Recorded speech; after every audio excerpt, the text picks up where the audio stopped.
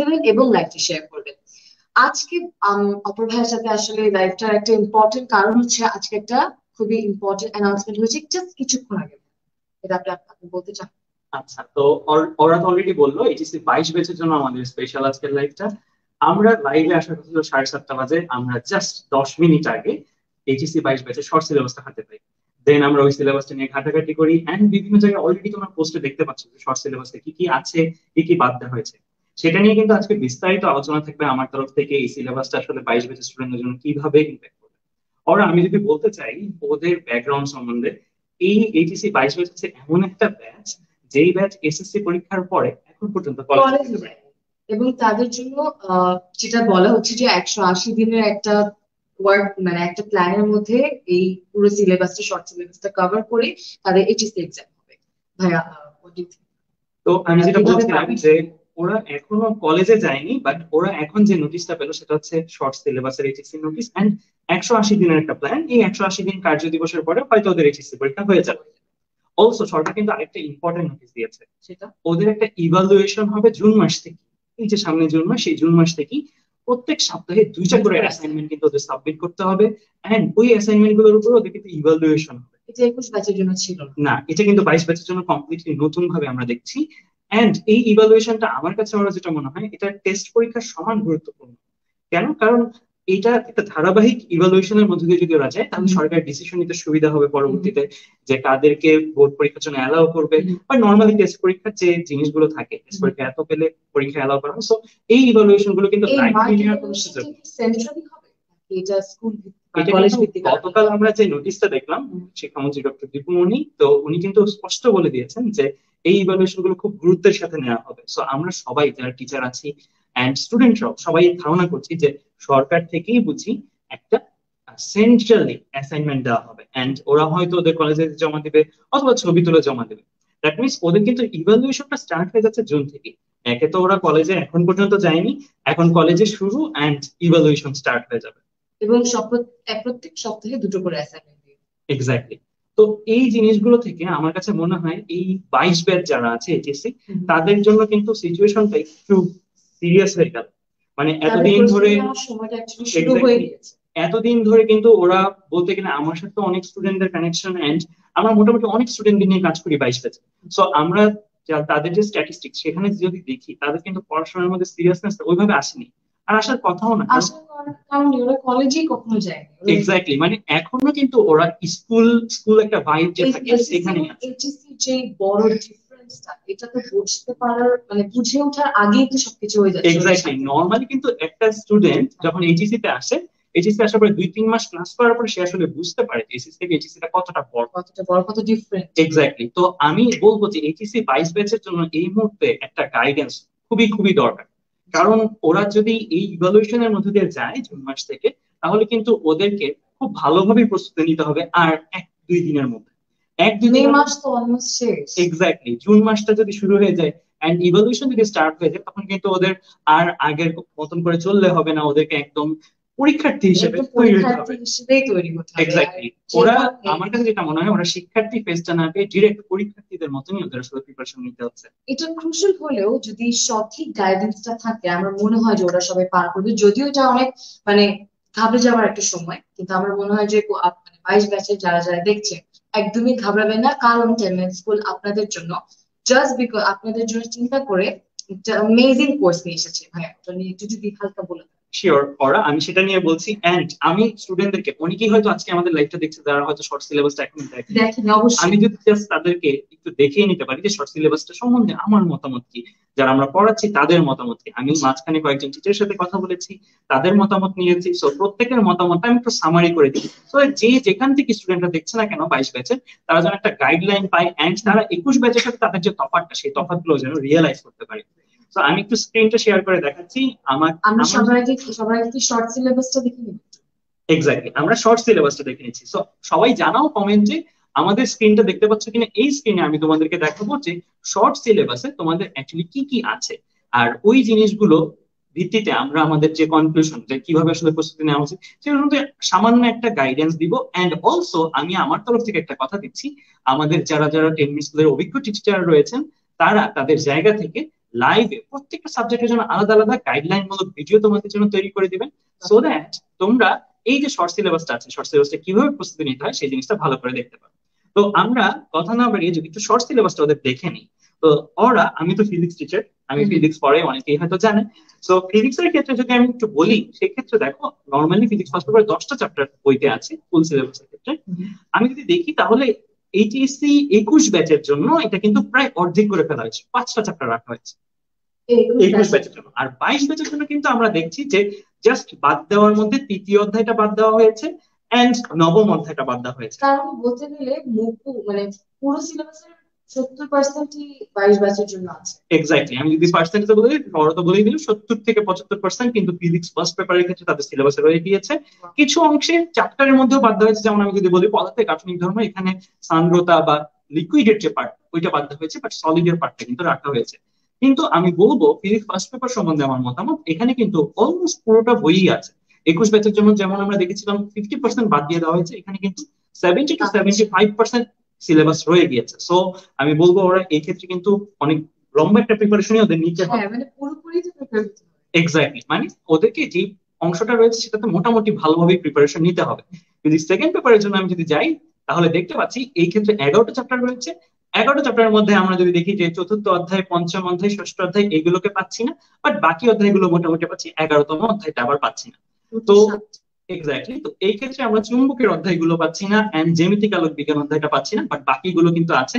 তাও আমি বলবো 21 ব্যাচে কিন্তু ওদের সিলেবাসটা বড়। আর ওরা, আমার কাছে যেটা মনে হচ্ছে সেটা হচ্ছে 180 দিনের একটা প্ল্যান। নর্মালি 21 ব্যাচের ক্ষেত্রে আমরা দেখেছিলাম তাদের জন্য যে সিলেবাসটা ছিল, সেই শর্ট সিলেবাসটা কিন্তু দেওয়া হয়েছে একদম শেষে দিকে 21 ব্যাচের জন্য, এন্ড সিলেবাসটা অনেকখানি কমিয়ে ফেলেছে। বাট 22 ব্যাচের জন্য সিলেবাসটা কিন্তু অনেক আগে দেওয়া হয়েছে। আমরা কিন্তু কেউ এক্সপেক্ট করিনি এত আগে 22 জন্য শর্ট সিলেবাস দেওয়া হবে। তার মানে এটা থেকে কিন্তু ওরা একটা জিনিস বোঝা যাচ্ছে যে সরকার আসলে সময় বাড়ানোর জন্য টাইম দিবে না বেশি। যেই সময়ে এইচএসসি 22 ব্যাচের নর্মালি এইচএসসি হবার কথা 2022 সালের এপ্রিল মাসে, এই সময়ে আমার কাছে যেটা মনে হচ্ছে এই শর্ট সিলেবাস যেটা দেওয়া হয়েছে গভর্নমেন্ট থেকে, সেই সিলেবাসের উপর এইচএসসি পরীক্ষা হয়ে যেতে পারে। মানে অ্যাকচুয়ালি 21 ব্যাচ একটু সময়ের আগে পরে হলেও 22 ব্যাচটা যেন একদম রেগুলার যেভাবে আমাদের এক্স্যাক্টলি করোনার আগে সেভাবে মনে হয় হওয়ার একটা। এক্স্যাক্টলি, আমি ইনফ্যাক্ট গতকাল আমাদের অনেক স্টুডেন্টের সাথে কথা বলেছি, তারা সবাই বলছে হ্যাঁ সময়টা একটু বাড়াতে পারলে তাদের জন্য ভালো হতো শর্ট সিলেবাস দেওয়ার চেয়ে। আমাদের সাথে অনেকেই আছে, তারাও এখন অনেকেই এই একমত পোষণ করছে। বাট আমার কাছে যেটা মনে হয় এটা সরকার এভাবে চিন্তা করছে যে 22 ব্যাচের পরে তো 23 ব্যাচ আছে, 24 ব্যাচ আছে, অন্যান্য আরো অনেক ব্যাচ আছে। এখন যদি একটা ব্যাচকে সময় বেশি দেয় তাহলে কিন্তু ওভারঅল সবগুলো ব্যাচই পিছিয়ে যাচ্ছে তাদের কারিকুলাম থেকে। তো এর জন্য আমার কাছে মনে হয় 22 ব্যাচের সিলেবাসটা এত আগে দিয়ে ফেলেছে, এন্ড আমার কাছে মনে হয় এই সিলেবাসটা সরকার ভালোভাবেই কার্যকর ভাবে নিয়ে নিবে। এক্স্যাক্টলি। তো আমি যদি ফিজিক্স নিয়ে বললাম, ফিজিক্স আর রসায়নে যদি আসি, সব জায়গাতেই আমি মোটামুটি দেখেছি টিচারদের সাথে কথা বলে 70 to 80% সিলেবাসই রয়েছে, 20% এর মতন বাদ দেওয়া হয়েছে। মোটামুটি মেজর পোর্শন সিলেবাস গুলোই কিন্তু রয়েছে। আর যেটা বলে দেওয়া আছে, সরকার বলেছে যে আমাদের এই জিনিসটা পড়াবে হচ্ছে জুন মাস থেকে। সো আমাদের কিন্তু হাতে খুব বেশি সময় নেই, আজকে মের 27 তারিখ। দ্যাট মিনস এই কয়দিনের মধ্যে আমাদের মানসিকভাবে প্রস্তুতি নিয়ে নিতে হবে আমাদের এই সিলেবাসটা, যে সিলেবাসটা দেওয়া হয়েছে এই সিলেবাসটা যেন ভালোভাবে শেষ করতে পারি, একটা প্ল্যান করে ফেলতে পারি, একটা রুটিন করে ফেলতে পারি আমি কখন কোন জিনিসগুলো পড়বো। কারণ অনেকগুলো সাবজেক্ট চ্যাপ্টারও তো খুব কম না, যেটা ওরা হয়তো এক্সপেক্ট করছে এক্স্যাক্টলি যে চ্যাপ্টারটা কমে যাবে। এক্স্যাক্টলি, তো এখানে সিলেবাস কিন্তু খুব বেশি কমানো হয়নি, এক। আর 2 নম্বর পয়েন্ট হচ্ছে অ্যাসাইনমেন্টের একটা ব্যাপার আছে। সো ওদের কিন্তু রেগুলারলি পড়াশোনা করতে হবে। এমন করলে হবে না যে পড়ে পড়ে, আমরা অনেকেই দেখি যে ছাত্ররা শেষের দিকে সিরিয়াস হয়, প্রথম দিকে সিরিয়াসনেসটা কম থাকে। বাট 22 ব্যাচের ক্ষেত্রে কিন্তু এই জিনিসটা আমি বলবো যে এই জুনের 1 তারিখ থেকে সিরিয়াস হয়ে যাওয়া উচিত, কেন অ্যাসাইনমেন্টের একটা ব্যাপার আছে। আর তোমরা জানো না যে আসলে অ্যাসাইনমেন্টটা যদি সেন্ট্রালি হয়, আর সেন্ট্রালি হবার পরে যদি এটার ভিত্তিতে এইচএসসি তে কোনো প্রভাব পড়বে কি পড়বে না এটা কিন্তু আমরা কেউ জানি না। আমরা অলরেডি এক্স্যাক্টলি, আমরা অলরেডি কিন্তু দেখেছি 20 ব্যাচের বেলায় এইচএসসি রেজাল্ট দেওয়া হয়েছে এসএসসি আর জেএসসি এর উপর, যেটা কিন্তু এসএসসি আর জেএসসি হওয়ার সময় কোন ছাত্রছাত্রী জানতো না, এন্ড অনেকেই আপসেট হয়ে গিয়েছিল সেই সময়। তো আমি 22 ব্যাচের শিক্ষার্থীদের ক্ষেত্রে এই ক্ষেত্রে সাবধান করতে চাইবো, বলতে চাইবো যে অ্যাসাইনমেন্টটা কোনোভাবেই লাইটলি নেওয়ার জিনিস না, এটা যেন আমরা শুরু থেকে সিরিয়াসলি নিই। এন্ড যেহেতু করোনা সিচুয়েশন এখন সবকিছু একটু পরিবর্তিত উপায়ে হবে, বাট এই পরিবর্তিত উপায়েও নিজেদেরকে উপরের অবস্থানগুলোতে রাখতে চেষ্টা করতে হবে। তো ওরা আমাদের যে এই সিলেবাস, এতগুলো জিনিস, আমি 22 ব্যাচের একটা স্টুডেন্টের জায়গা থেকে যদি চিন্তা করি, তাদের সিচুয়েশনটা অ্যাকচুয়ালি একটু ডিসিশন নেওয়া, দ্রুত একটা সিদ্ধান্ত নিতে হবে যে আমি আসলে কিভাবে শেষ করব, আমার নেক্সট প্ল্যান কি হবে, আমি এরপরে কিভাবে আগাবো। মানে ভয় পেয়ে সময় নষ্ট করার সময়টা আসলে ওদের এক্স্যাক্টলি, এখন প্যানিক হওয়া যাবে না, এখন দ্রুত একটা সিদ্ধান্ত নিয়ে একটা প্ল্যানে আমার কাছে মনে হয় যে নিয়ে যুক্ত হয়ে যাওয়াটা খুবই বেশি উচিত হবে। সত্যি কথা যেটা, আমরা গতকাল যখন 12টার দিকে নোটিশটা পাই সরকারের, আমরা নিজেরাই অনেকটা তাড়াহুড়োর মধ্যে ছিলাম যে আমরা আমরা 21 ব্যাচের জন্য কিন্তু অলরেডি ওরা, আমি একটা নিউজে লঞ্চটা করেছি, 21 ব্যাচের জন্য অলরেডি একটা ক্র্যাশ কোর্স হচ্ছে, সেখানে প্রায় 16,300 সংখ্যক স্টুডেন্ট আমাদের সাথে যুক্ত আছে। ভালো রিভিউ দিচ্ছে যে ওরা অ্যাকচুয়ালি যে অনেক ফ্রুটফুল মনে করছে, ওদের আসলে আসলে ভালোভাবে ওরা কাজ করতে পারছে, ওরা পড়াশোনা বুঝছে এবং যেটা বলছি এক্স্যাক্টলি 21 ব্যাচের ওরা কিন্তু আমাদের যে সার্ভিস সেটাতে অনেক স্যাটিসফাইড, সেই হিসাবে কিন্তু আমাদের 22 ব্যাচের জন্য কিছু করাটা আসে, মানে ওরাও কিন্তু এক্সপেক্ট করে আছে, আমাদের প্রচুর নক আসছে, প্রচুর মেসেজ আসে যে 22 ব্যাচের জন্য কিছু একটা করেন, 22 ব্যাচের জন্য কিছু একটা করেন, প্রচুর মেসেজ প্রচুর কমেন্ট এখানে আসে। তো আমরা ইমিডিয়েটলি বলতে গেলে গতকাল রাতে সবাই মিলে একসাথে বসে এই প্ল্যান গুলো সেট করি যে কিভাবে কি করা যায়। আমি প্রায় যতজন টিচার ওদের পছন্দের, আমি একটু টিচার লিস্টটা ওদেরকে দেখিয়ে নিতে চাই। সবাই আশা করি আমার স্ক্রিনটা দেখতে পাচ্ছে, ইনফ্যাক্ট আমরা দেখতে পাচ্ছি আমাদের সাথে অনেকজন স্টুডেন্ট অলরেডি যুক্ত হয়ে গিয়েছে। আমি একটু জাস্ট টিচার লিস্টটা দেখতে চাই, আমরা যেই টিচার প্যানেলটা মিলে এই শর্ট সিলেবাস যেটা 70% করে দেওয়া হয়েছে এন্ড অ্যাসাইনমেন্ট গুলো কারা কারা মিলে সলভ করে দিব, এন্ড কারা কারা মিলে এই জিনিসগুলো ভালো করে বুঝিয়ে দিব, যেন ও দক্ষ হয়ে গড়ে ওঠে এন্ড শর্ট সিলেবাসটা যেন তার ভয়ের কারণ না। তাহলে এই মুহূর্তে আমরা দেখছি যে এই যে ক্র্যাশ কোর্স যেটা 22 ব্যাচের জন্য বানানো হবে শর্ট সিলেবাসের উপরে, সেটা কোন কোন টিচার আমাদের সাথে আছে এবং যারা আমাদেরকে পড়াবে। এক্স্যাক্টলি, তো এই ক্ষেত্রে আমাদের এই 22 ব্যাচের জন্য সার্ভিসটা আরো বেটার হবে 21 ব্যাচে। কেন? কারণ 21 ব্যাচে ক্র্যাশ কোর্স যখন আমরা নিয়েছি তখন আমরা স্টুডেন্টদের রিভিউটা নেওয়ার সুযোগ পেয়েছি যে কোন টিচারের ক্লাস তোমাদের ভালো লাগছে, কোন টিচারের ক্লাসটা তুলনামূলক কম বুঝছো। আমরা কিন্তু ঠিক ওই টিচারদেরকেই নিয়েছি যাদের রিভিউ সবচেয়ে ভালো ছিল। এন্ড 22 ব্যাচের জন্য কিন্তু এটা কোনো এক্সপেরিমেন্টাল না, 22 ব্যাচের জন্য একদম টেস্টেড এন্ড প্রুভেন টিচার্সরা ক্লাস নেবেন। তো আমি যদি একটু দেখাই আমাদের 22 ব্যাচে টিচার প্যানেল হিসেবে কারা কারা আছে, তাহলে স্টুডেন্টরা আশা করি বুঝতে পারবে যে আমাদের এই কোর্সে কতটুকু ট্রাস্টেবল পারসনসরা আছে। আমাদের প্লিজ জানান যে দেখতে পাচ্ছেন নাকি স্ক্রিন শেয়ারটা। অবশ্যই আমাদেরকে একটু জানান যে আমাদের স্ক্রিন শেয়ারটা দেখা যাচ্ছে কিনা। আমি এখানে আমাদের যে ইনস্ট্রাক্টররা আছে সেই তাদেরকে যদি একটু দেখাই, আমি আছি প্রথমত ফিজিক্সে আমি চ্যাপ্টার নেব চিন্ময়, ওদের সবারই প্রিয় একজন টিচার, অনেকদিন ধরে চিন্ময় ক্লাস নিচ্ছে, চিন্ময় সাহা বুয়েটে ট্রিপলিতে আছে আমার সাথে, আমরা একই ব্যাচে। এক্স্যাক্টলি, সো আমরা এক সাবজেক্টে মাল্টিপল টিচার রেখেছি সো দ্যাট কোনোভাবেই ওদের যেন ল্যাকিং স্কিল না হয়, মনে না হয় যে ওই ভাইয়ের পড়াটা ভালো ছিল এই ভাইটা। ইনফ্যাক্ট আমরা কিন্তু সব টেস্টেড এন্ড প্রুভেন টিচার্সদেরকে নিয়েছি যাদের রিভিউ সবচেয়ে ভালো ছিল। রাকিব হাসান ওরা সবাই চেনে, আই গেস আজকের লাইফে যারা দেখছে রাকিব স্যার ক্যাচায়ন নাম, সো তিনি কিন্তু আমাদের সাথে আছেন বায়োলজি নেওয়ার জন্য। সো তাদের ওর ক্লাসগুলো সবারই অনেক পছন্দের। সো মনে হচ্ছে সবার সব স্টুডেন্টদের ফেভারিট টিচারদেরকে নিয়ে এই কোর্স। এক্স্যাক্টলি, ইনফ্যাক্ট আমি যখন এই দায়িত্ব নিই তার আগে আমার একটা কমেন্ট করে খুবই ভালো লাগলো যে ওরা বলছিল এরকম যে অ্যাভেঞ্জার্স অফ বাংলাদেশ, মানে ওই রকম টিচারদেরকে নিয়ে আমরা আসার চেষ্টা করেছি। ইনশাআল্লাহ 22 ব্যাচের জন্য অ্যাকচুয়ালি অ্যাভেঞ্জার্সরাই আসছে। এক্স্যাক্টলি, তারপর জাহিদুল ইসলাম স্যার আছে, জাহিদুল ইসলাম স্যারের সাথে অলরেডি আমাদের একটা রিসেন্টলি ইঞ্জিনিয়ারিং ম্যাপ বের হয়েছে and Zahidul Islam sir already তাদের কাছে অনেক অনেক সুপরিচিত একজন টিচার এন্ড সবাই পছন্দ করে। আমি এমন পার্সন খুব কম পেয়েছি জাহিদুল ইসলাম স্যারের ক্লাস করেছে অবশ্য পছন্দ করেন। এছাড়াও সৈয়দ আল নাহিয়ান ভাই, উনি আমারও শিক্ষক এন্ড আমি আর কি বলবো ওনার ব্যাপারে, সো ওনার ক্লাসগুলো স্টুডেন্টরা অনেক অনেক পছন্দ করে। সো এই ক্লাসগুলো কিন্তু স্মার্ট বোর্ডে নেওয়া হবে এন্ড হোয়াইট বোর্ডে নেওয়া হবে সো দ্যাট স্টুডেন্টরা একদম বেস্ট এক্সপেরিয়েন্স ক্লাস থাকতে পারে ওদের জন্য এই পুরো কোর্সে। আমরা যে টিচার প্যানেল নিয়ে প্ল্যান করেছি অলরেডি তো শর্ট সিলেবাসটা দিয়েছে এন্ড শর্ট সিলেবাসের উপর ভিত্তি করে আমি প্রথমত বলে রাখি আমরা প্রথমত প্ল্যান করেছি 400 সংখ্যক লাইভ ক্লাসের আমরা আয়োজন করবো। 400 সংখ্যক, প্রায় 8 মাসের একটা প্ল্যান হতে পারে। সরকার তো বলেছে 180 দিনের প্ল্যান, 180 দিন মানে আমি কার্য দিবসে চিন্তা করলে ওয়ার্কিং ডেজ, 180 ওয়ার্কিং ডেজ।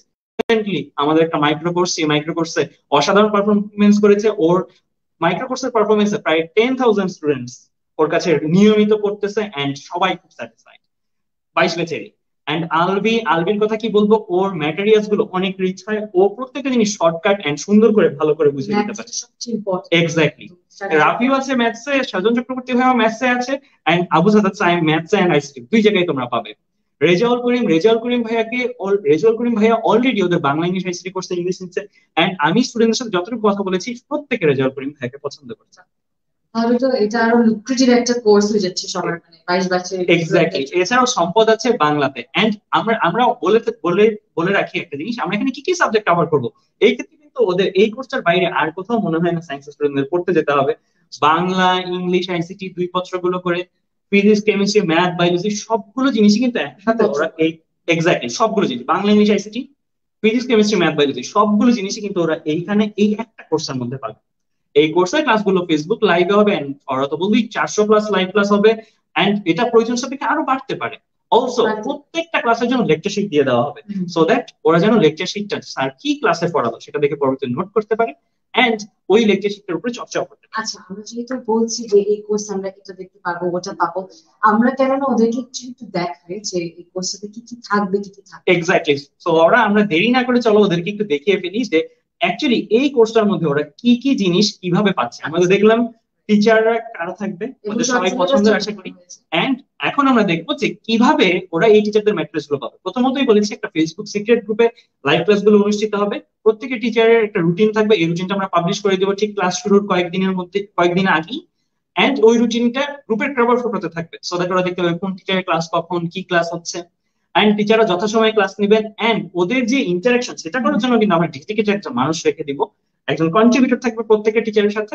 তাদের কাজই হবে স্টুডেন্টদের কমেন্ট করে টিচারদেরকে জানানো। জানানো এবং এন্ড সলিউশন গুলো দেওয়া। এক্স্যাক্টলি, এন্ড টিচাররা যেন এতগুলো স্টুডেন্ট, স্বাভাবিকভাবে আমাদের ক্র্যাশ কোর্স বা এগুলোতে অনেক সংখ্যক স্টুডেন্ট হয়, 16,000 স্টুডেন্ট আমাদের 21 ব্যাচে রয়েছে, 22 ব্যাচে আমরা এক্সপেক্ট করছি এর চেয়ে বেশি।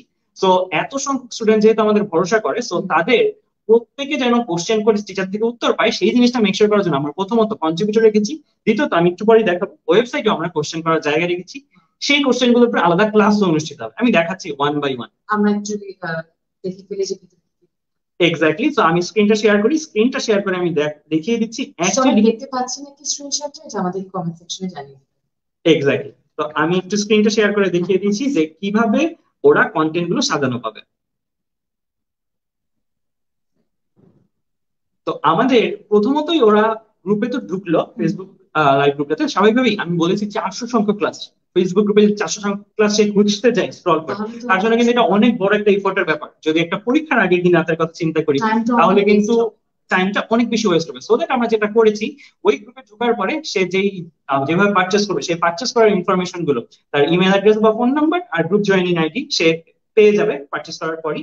এটা দিয়ে সে এই ওয়েবসাইটটাতে লগ ইন করতে হবে, এই লিঙ্কটা আমরা ওই ফেসবুক সিক্রেট গ্রুপে দিয়ে রাখবো। সো এটাতে যদি সে পারচেজ করার পরে এখানে চলে আসবে। এক্স্যাক্টলি, এটাতে সে যদি লগ ইন করে, লগ ইন করার পরে তাদের একটা সেকশন সামনে ওপেন হয়ে যাবে। যেমন আমরা দেখতে পাচ্ছি ওরা লাইভ ক্লাস একটা সেকশন, হুম। অ্যাসাইনমেন্টস একটা সেকশন, এক্সাম একটা সেকশন, কিউএনএ ওদের প্রশ্ন করার একটা সেকশন, আর ফেসবুক গ্রুপ, যে ফেসবুক গ্রুপে লাইভ ক্লাস হবে সেটা একটা সেকশন। তো আমি যদি ওয়ান বাই ওয়ান দেখাই, আমরা বলেছি 400+ লাইভ ক্লাস আমাদের ফেসবুক গ্রুপে খুঁজে পাওয়াটা অনেকটা স্বাভাবিকভাবেই, কারণ ফেসবুক অ্যাকচুয়ালি পড়াশোনার প্ল্যাটফর্ম না, বাট তারপরও আমরা ফেসবুকে নিচ্ছি কারণ স্টুডেন্টরা এটাতে কনভিনিয়েন্ট, সবচেয়ে বেশি সবারই কনভিনিয়েন্ট সবারই এটা আছে। সবার জন্য। তো যাই হোক, তো লাইভ ক্লাসটার মধ্যে যদি যায়, তাহলে সে যদি ইন কেস ফেসবুকের লাইভটা মিস করে, হুম। টিচারদের লাইভ ক্লাসটা মিস করে, সে কিন্তু এখানে সবগুলো রেকর্ডেড হিসেবে পাবে, সাজানো পাবে। এন্ড অলসো এই ক্লাসগুলো কিন্তু তাদের একদম অ্যাডমিশন পরীক্ষা পর্যন্ত থাকবে। যদিও এটা এইচএসসি প্রিপারেশনের একটা কোর্স, বাট আমরা এটাকে কিছু না কিছু লেগে অ্যাডমিশন যেতেই পর্যন্ত পারে। রেখে দিব। কেন? কারণ আমরা জানি আমাদের যে টিচার পোল এখানে রয়েছে, এই টিচার পোল প্রত্যেকেই অ্যাডমিশনে পড়ান, এন্ড তাদের যে কথাগুলো এগুলো তাদের অ্যাডমিশন পর্যন্ত। তো আমরা যদি দেখি সে সে যাওয়ার পরে দেখতে পাবে তার একটা ক্লাস কত সময় পরে অনুষ্ঠিত হচ্ছে, হুম। মানে তার আপকামিং লাইভ ক্লাসটা ঠিক কতদিন পরে। এখানে একটা র্যান্ডম ডেট দেওয়া 30 দিন, 130 দিন না, বাট যখন ক্লাসের রুটিনটা পাবলিশ হয়ে যাবে, আউটলাইনটা আমরা দিয়ে দিব, তখন সে দেখতে পাবে এই ওয়েবসাইটে আসার পরে যে কতদিন পরে তার ক্লাসটা অনুষ্ঠিত হবে, তার আপকামিং ক্লাসটা কাউন্ট ডাউনটা সে দেখতে পাবে।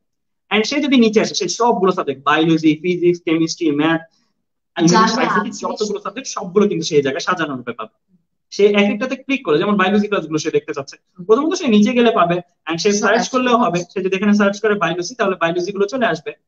এন্ড সে সার্চ না করে বাটন ক্লিক করলেও কিন্তু শুধু বায়োলজি ক্লাসগুলো তার সামনে হাজির হবে, শুধু ফিজিক্স ক্লাসগুলো তার সামনে হাজির হবে। হুম। যেমন বায়োলজি ক্লাসটার মধ্যে যদি যাই, তারপরে যাওয়ার পরে সে দেখতে পাচ্ছে যে লাইভ ক্লাসে সে যদি যেতে চায়, মানে লাইভ ক্লাসটা হয়ে যাওয়ার ওই যে পরেও রেকর্ডেড সে লাইভ, এটাতে ক্লিক করলে কিন্তু সে ডিরেক্ট ফেসবুকের ওই ক্লাসটার মধ্যেই চলে যাবে। ওই recorded live. Exactly, recorded live class, so that তাদের এটা নিয়ে চিন্তা নেই, কোর্স কন্টেন্ট ডিলিট হয়ে যাবে না, কোর্স কন্টেন্ট একদম অ্যাডমিশন পর্যন্ত থেকে যাবে।